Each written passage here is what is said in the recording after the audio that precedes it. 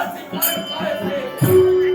एक ज्याचा जन्म झालाय तो एक पाप पुरुष, एक यज्ञ म्हणून.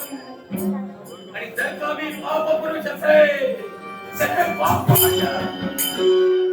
मी करणार. माझं अस्तित्व या यज्ञात आहे.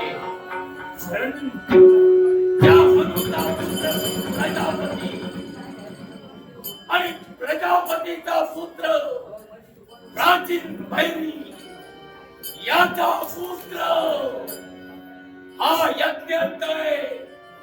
ब्रह्मदेवानं मला आशीर्वचन दिले या विश्वाच्या ठिकाणी या अस्तित्व तुला निर्माण करायचं आहे तर तुला फक्त यज्ञ. आणि म्हणून यज्ञ